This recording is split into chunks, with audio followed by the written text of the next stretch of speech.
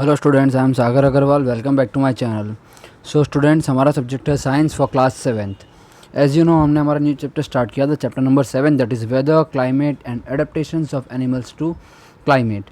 इसमें हमने introduction part में देखा था कि किस तरीके से वेदर जो होता है वो चेंज होता है। हम डेली लाइफ में, हम डेली बेसिस पे हम देखते हैं वेदर किस तरीके से चेंज होते रहता है, टेम्परेचर अप एंड डाउन होते रहता है। तो ये चीज़ इंट्रोडक्शन पार्ट में हमने देखी थी। फिर हम आगे हमने एक टॉपिक कवर किया था वेदर के बारे में। मैंने आपको बताया था कि वेदर क्या होता है, इसके बारे में हमने देखा था कि और फिर वेदर को किस तरीके से प्रेडिक्ट किया जाता है, फॉरकास्ट किया जाता है आने वाले 4-5 दिनों में वेदर कैसा रहने वाला है, क्या टेम्परेचर रहने वाला है, वो चीज़ हमें पहले से पता चलती है बाय वेदर फॉरकास्ट।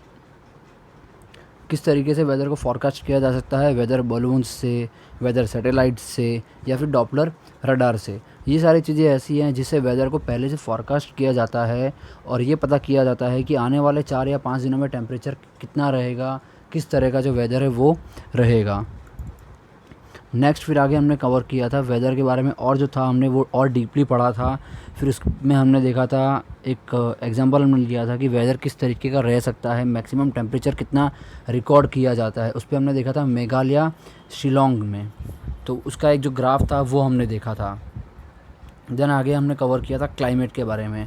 क्लाइमेट किस तरीके से कैसा रह सकता है, क्या क्लाइमेट हो सकता है, वो आपको मैंने बताया था। उसका जो मीनिंग था वो मैंने आपको बताया था। The average condition of rain, temperature and moisture for over more than 35 years in any region, that is known as climate.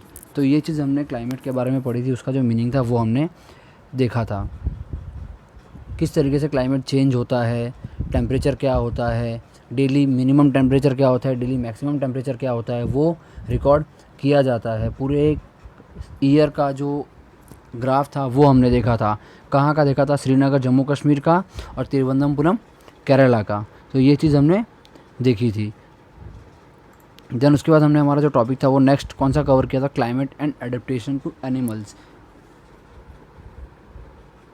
इसमें हमने देखा था कि नॉर्थ पोल और साउथ पोल के जो एनिमल्स है उसके बारे में हमने देखा था कि कौन कौन से वेल नोन कंट्रीज़ है जो पोलर रीजन्स में आती है। कनाडा है, Greenland, Iceland, Norway, Sweden, Finland, Alaska in USA, Siberian region of Russia. तो ये हमने देखे थे पोलर रीजन्स। फिर हमने देखा था ट्रॉपिकल रेन फॉरेस्ट, उसमें कौन कौन से कंट्रीज़ आती है। इंडिया है, मलेशिया है, Indonesia, Brazil, Republic of Congo, Kenya, Uganda and Nigeria. तो ये सारी कंट्रीज़ जो है पोलर रीजन्स और ट्रॉपिकल रेन फॉरेस्ट जो रीजन्स है उसमें एग्जिस्ट करती है। तो हमने पढ़ा था पोलर रीजन्स के बारे में। पोलर रीजन्स के बारे में हमने पढ़ा था, तो उसमें उसके बारे में मैंने आपको इंट्रोडक्शन पार्ट में बताया था। फिर उसके बाद हमने देखा था पोलर रीजन्स में कौन से एनिमल के बारे में पढ़ा था हमने? पोलर बियर के बारे में। पोलर बियर के बारे में हमने पढ़ा था कि किस तरीके से उनकी जो बॉडी होती है किस तरीके से होती है, वो किस तरीके के स्विमर होते हैं, उनके पॉव्स कितने वाइड होते हैं, लार्ज होते हैं, वो बहुत ही बेहतरीन स्विमर्स होते हैं, वो अपने आप को पानी के अंदर बहुत देर तक रख सकते हैं। तो ये चीज़ के बारे में हमने देखा था। आज का जो हमारा टॉपिक है वो हम कंटिन्यू करेंगे पोलर रीजन्स के एनिमल के बारे में, वो है penguin. Another well known animal living in the polar regions is the penguin. और पोलर रीजन्स में रहने वाला और एक एनिमल कौन सा है? Penguin. It is also white and merge well with the white background. वो उनका बॉडी स्ट्रक्चर भी कैसा होता है, उनका बॉडी कैसी होती है? वाइट होती है। तो वो भी क्या है, मिक्सअप हो जाते हैं वाइट बैकग्राउंड के साथ, क्योंकि स्नोई बैकग्राउंड होता है वहाँ का।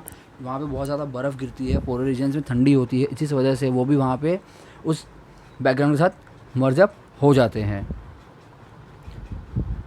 This they do to keep warm.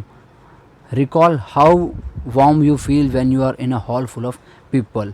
Means उन्हें किस तरीके से वो क्यों इस तरीके से रहते हैं, बहुत साथ में क्यों रहते हैं वो? क्योंकि उन्हें उससे गर्मी मिलती है। जैसा कि हम अगर विंटर सीज़न में हम ऐसी जगह पे हैं जहाँ पे एक हॉल में कम से कम 50-60 लोग बैठे हुए हैं, तो हमें वहाँ पे कैसा महसूस होता है? हमें वहाँ पे गर्मी लगती है, गर्म महसूस होता है वहाँ पे हमें।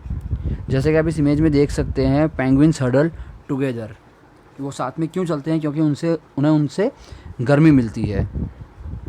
Like polar bears, penguins are also good swimmers. ये क्या होते हैं? बहुत बेहतरीन स्विमर्स होते हैं।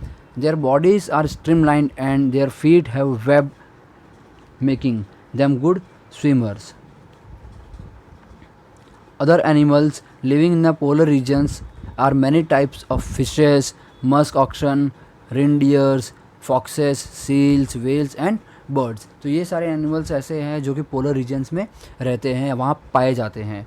It is to be noted that while fish can remain under cold water for long, birds must remain warm to survive।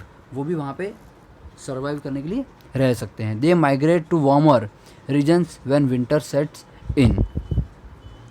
They come back after the winter is over. जब winter season ख़त्म हो जाता है तब वो वापस आते हैं। You know probably that India is one of the destinations of many of this birds. मतलब बहुत सारे ऐसे बर्ड्स हैं जो इंडिया में रहते हैं।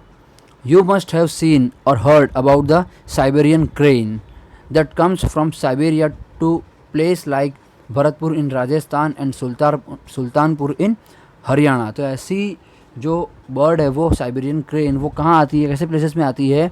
भरतपुर राजस्थान में और सुल्तानपुर हरियाणा में। And some wetlands of North East and some other parts of India. या फिर बहुत सारे ऐसी जगहों पे नॉर्थ ईस्ट में या फिर दूसरे पार्ट्स ऑफ इंडिया में जहाँ पे वो रहने के लिए आते हैं। जैसे कि आप देख सकते हैं इमेज में कि किस तरीके के होते हैं वो साइबेरियन क्रेन। इस इमेज में आप क्लियरली देख सकते हैं, कहीं ना कहीं आपने इस टाइप के बर्ड्स को देखा ही होगा। तो स्टूडेंट्स, ये था हमारा आज का टॉपिक। हमारा जो नेक्स्ट वीडियो है उसमें हम हमारा नेक्स्ट टॉपिक जो है वो कवर करेंगे। तब तक इस वीडियो को ध्यान से देखिए और वापस एक बार समझने की कोशिश कीजिए। Thank you students.